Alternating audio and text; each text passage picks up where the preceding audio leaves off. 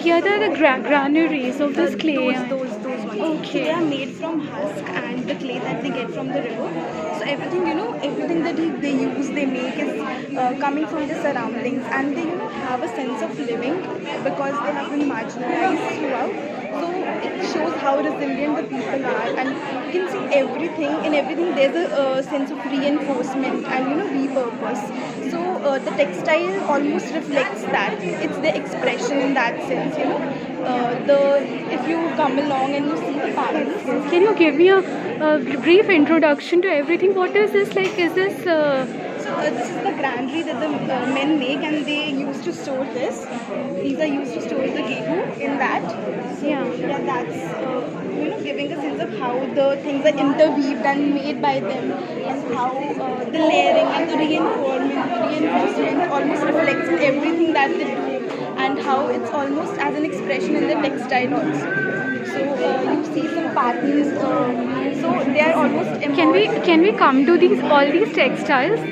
These are exactly Kheta textiles. So they are created by Shershavadi women of which state? What? Which state? Which place exactly do they belong? Kishanganj, Bihar.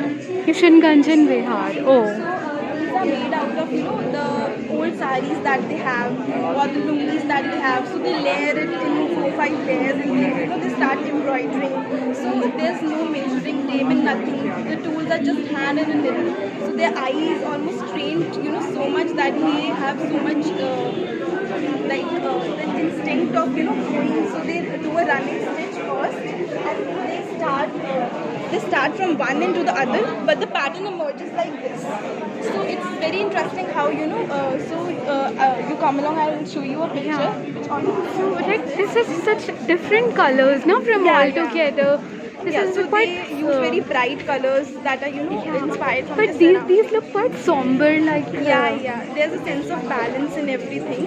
You see, these are almost like finished. These are not like they don't want to sell it, but they almost make these things like they're finished products. Yeah, but what is the functionality of these products? Are these quilts or what? These are quilts. These are quilted textiles. So shorter ones are used for children, like a newborn baby, for the grandkid. So they pass on to their Can daughters. we have a look at this label, private collection? So it's capturing the name of the owner and the pattern, that is it's pan patta. So the patterns are almost inspired by everyday, like there's biscuit and biscuit food, and there's char food, no food. So almost like from the surroundings. What did you say? Biscuit? Biscuit food. Biscuit from like eatable. Yeah, so the biscuit is inspiring the pattern that is being made on the quilted textile. Is it like the eatable biscuit? So the eatable biscuits shape, Yeah. they're inspired by that, and they incorporate in this. So it's almost how they are very conscious of the things that are being around them and the things that they use in the everyday life. So on the topmost we can find the name of the artisan. Yeah, artisan and their husband names and the village name, and the pattern it captures, and the textiles age, like some are almost 100 years old also. Oh. So it's like a heirloom they pass on to their daughters when they're married, or the son-in-law comes, they spread it out. So it's like a gesture, that And art tradition that it reflects their culture. which they pass down to their generations. Yeah, sure. So it's how it's it's so sacred to them. Yeah. So it all captures that. I'll show you around. Like in our museums like of India, you'll find the like textiles of a country.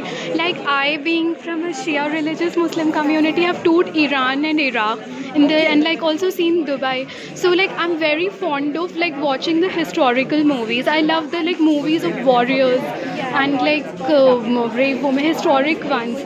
So when I like watch them, even movies related to like even like some historic serials like Uprising of 1857 Ki Kranti by Sanjay Khan and like Iranian producers also on the Shia imams and all. So during the civilization and even the enmity and whatever politics used to play in the empires.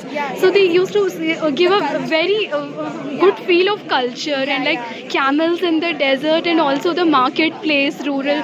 how the utensils and everything were like. Used and also, Yeah, sure, sure. well, yeah. You know So how the this is really something very unique. yeah, Like, it's, yeah. like, have you heard of Matani Pachedi, a kind of cloth painting from Banaras? Also, this is similar to somewhat kalamkari. So there are so many crafts we have that we still don't know about. Yeah, sure. They still to be Yeah, discovered. yet to be discovered. Yet And to when be you look at the the even the exact place and the even historical series, it seems like there are so many like utilitarian handicrafts that are still not known to us. Yeah, sure.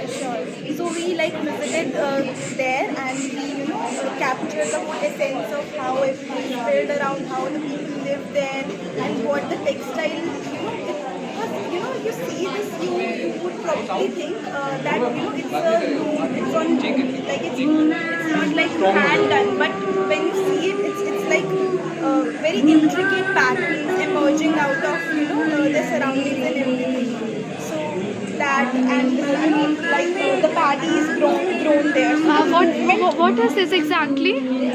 is reflecting the how the land, the people, and the rivers. They are reflective of the textile that they are producing. So the movement of the paddy, The cultivation. yeah, the cultivation of the paddy and the transplant movement that happens.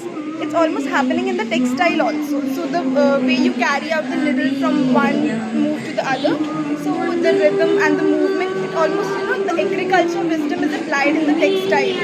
So how everything is interconnected to them and how they have a sense of repurpose and re-instinct. Yeah. That's really good. You're explaining very nicely. If you like, you can also get a guided tour from her. So I'm understanding the civilization and all the state where these textiles have come from. This is also so nice, so vibrant. This is in fact. So like Color and everything. so the surroundings are very pale generally. Yeah. The surroundings are very pale, but this Yeah. is a sense of like somewhat a hope. Like it's what I Yeah. felt when I visited there. That it's their expression, it's their identity almost. The colors they are producing, it's their happy side of Yeah, it. Otherwise, in fact, like today when I was seeing the stalls outside, some of the tie and dye clothes from Delhi, so I was admiring the cool colors. Yeah. Like already winter season is getting over quickly, and like some of the cool colors like ultramarine blue and like sap green of light green of plants and all. So because I'm tired of seeing bright and vibrant colors from a long time from of Rajasthan and Gujarat mostly. you see they are very vibrant, and the choice of colors in the balance that they have very instinct.